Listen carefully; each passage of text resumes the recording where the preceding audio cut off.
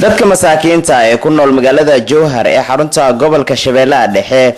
ayaa maanta waxaa booqday TV-ga caalamiga ee Kalsan meel lagu xanaaneeyo dadka aragga iyo maqalka la waxaana indhahaygu ay qabanayeen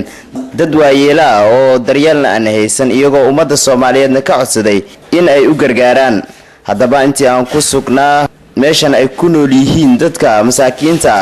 ayaa waxa ii suura gashay in ay ka hadlaan dhibaatooyinka haysta al meeshan ay ku nool yihiin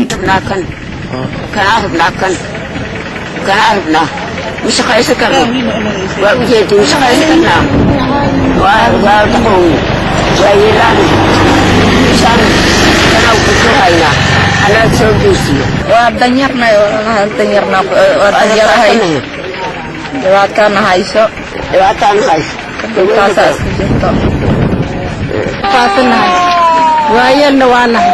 waxna ma qiyaas karno meesha waxaan u fadhiyaan in la dayaro oo wax nala siiyo aan u baahanahay waa baahana rafaada nahay wax dhar ku badana mala wax guri ku badana mala wax ku badana mala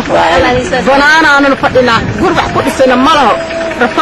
dadkan oo iskugu jira qaar aragga la iyo kuwa maqalka la ayaa waxa ay ummadda Soomaaliyeed muslimiinta ay ka codsadeen in kaalmo bini'aadanimo ay la soo gaaraan iyadoona intaasi ay ku dareen in ay cidba daryeelin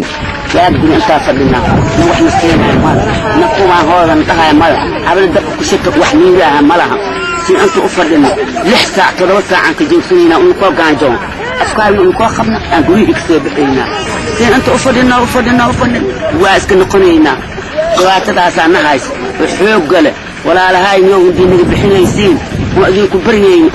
baryeeyna intaa waa rabnaa unuku walaalahay naastiin waa u jeedaa dhibaatadaas aan aas mu guru korno ooyo jibaal ma daba kan garabkan baa ka jabana waa kufi inta u soo dheelmanaay aan garabkan ka jab u jeediyo hitayda yeerti marka waxa walaalkaygu dhibaato aan haysa baay waan haysa wax ku badan male dhibaatadaas aan hayso unuku shaqeeyo ugu dambeyntii dadkan tabaalaysan ee ku nool magaalada Jowhar ee xarunta gobolka Shabeellaha Dhexe ayaanan ahayn ku waraadsan kara nolol maalmeedkooda iyagoona ay yihiin kuwa aragga iyo maqalka la Xuseen Ali Geesay Kalsan TV Jowhar.